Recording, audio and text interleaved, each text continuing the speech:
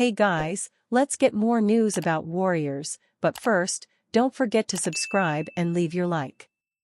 Warriors go cold, lose late to Raptors.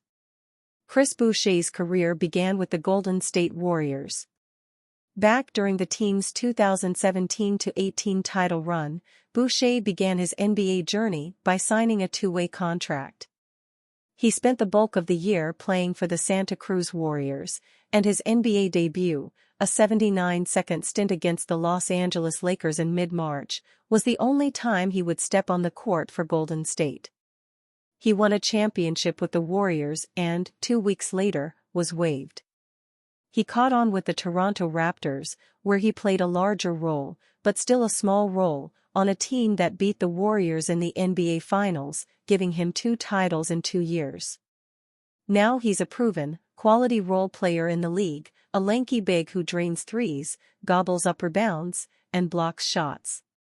He's the only Raptor from that championship team who still plays for Toronto, and on Monday he paid homage to his former team by exacting revenge on them. The Warriors marched into frigid Toronto with visions of a solid win, as they were welcoming back Steph Curry and Andrew Wiggins, though Draymond Green was ruled out due to illness and a minor back injury. But their shooting was as icy as the Canadian weather. Through the first half, Golden State shot just 7-for-24 on threes, 9-for-23 on twos, and 11-for-16 on free throws. They did some good things on defense, though, and took care of the ball, with just 5 turnovers. And because of that, they trailed just 52-50 at halftime, despite the dismal shooting. Things looked to turn in the third quarter. They rattled off a run to begin the frame, with a banked-in triple courtesy of Dennis Schroeder giving them a lead, and shifting the momentum. They hung on to that lead, and entered the fourth quarter winning 78-75. Things were looking good for a Warriors team that entered the game 18-3 when leading after 3 quarters. They quickly pushed the lead to 9 points, further giving you confidence that they could get back in the win column. And then Boucher happened. Jump-started by the former Warrior, Toronto went on a blazing 14-4 run to take the lead just over halfway through the quarter. From there, the teams went back and forth again, until an Ochai Agbaji layup gave Toronto a 102-101 lead with 1:33 left. That spelled doom for the Warriors. Buddy Hield missed on the other end, and while the Warriors got a stop, Wiggins missed on the next possession. Golden State's defense stayed tough, forcing another stop, but Curry forced a 3 with just under 50 seconds remaining, and the miss led to an easy transition bucket for the Raptors, setting the score at 104-101. The Warriors had time for a 2-for-1, but Wiggins missed a 3 on the front end. They worked another stop, got the ball back, and called timeout. With 3.8 seconds left, they dialed up a play from their own sideline, and Hield got a fairly decent look from straightaway, but airballed it, ending the game. Golden State lost 104-101 and, for the first time all year, has a losing record at 19-20. Curry led the Warriors with 26 points, 7 rebounds, and 7 assists, though he turned the ball over 4 times. Wiggins added 20 points, but amazingly has still not won an NBA game in his home country. Scotty Barnes paced the Raptors with 23 points, while Jakob Poeltl had a double-double with 13 points and 13 rebounds. But it was Boucher who was the star. He finished with 18 points on 7-for-9 shooting, with 17 of those 18 points coming in the fourth quarter. For one day, at least, the Warriors have some serious regrets about letting him go. Draymond Green's harsh take on teams who trade major assets for win-now moves. The Golden State Warriors are 19-20 this season, looking like they're in danger of even being a playoff franchise. This would be their second straight season outside the playoffs, a shocking outcome for a franchise that still has prime Stephen Curry on the roster. Multiple fans and experts have been pushing the Warriors to make a win-now trade, which mortgages their future for a shot at contention now. Draymond Green made it clear to Yahoo Sports that the Warriors' leadership is aligned on not making an aggressive bad move because that's what bad organizations do. The beautiful part about being in the space that we're in is, Steve Kerr, Steph Curry and myself all disagree with mortgaging off the future of this organization, saying that we're going for it right now. Bad teams do that. Bad organizations do that. We're not neither one. So for us, if something is going to happen, it needs to be the right thing. We're not going to jump and make the wrong decision because we panicked. That's how you set your organization back 5 to 7 years.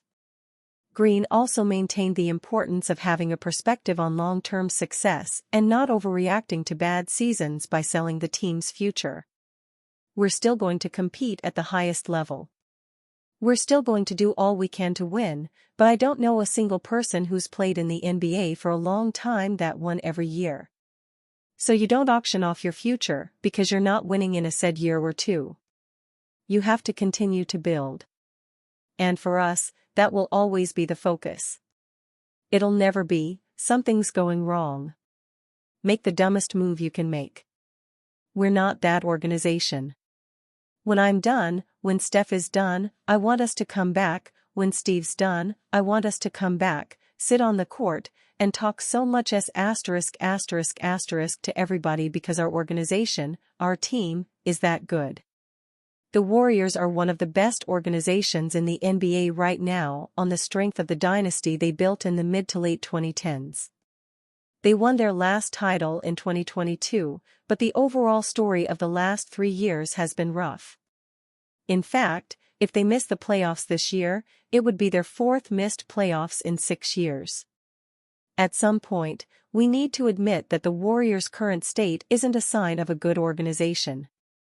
They traded away the only young star who actually emerged over this stretch in Jordan Poole and are still waiting for Jonathan Kuminga and Moses Moody to take a leap. Green's comments do indicate the team won't be making aggressive moves mid-season.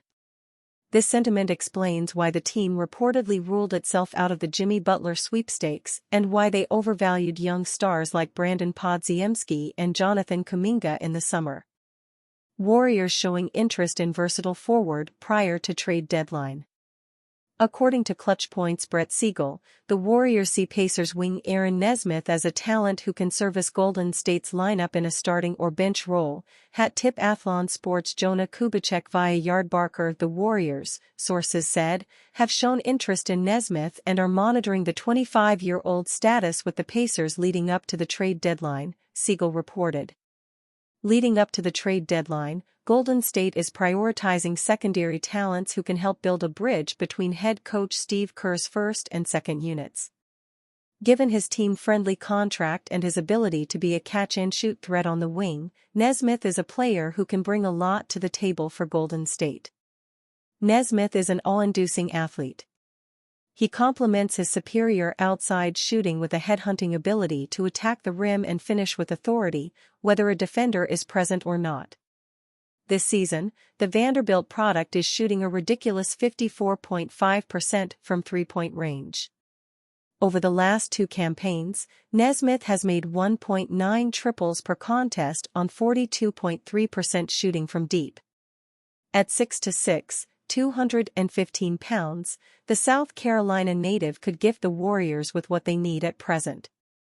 Golden State has the chance to inherit a sizable forward that can not only spell for the injured Jonathan Kuminga throughout the rest of the month of January, should the franchise act fast to acquire his services, but he could also take the next step in his career. Nesmith does not exhibit the most astounding ball handling and shot-creating abilities, but that's not to say that he can't add new elements to his repertoire and ascend, especially while playing under a notable coach like Warriors head coach Steve Kerr. Kubicek noted Nesmith's $11 million annual salary in each of the next 3 seasons, including the current campaign, as a reason for the Dubs to go after the cost-effective wing. Golden State needs offensive punch, energy, and defense. Nesmith can give them that in either aforementioned capacity. And you, fan? What do you think of the situation of Aaron Nesmith? Leave your opinion in the comments.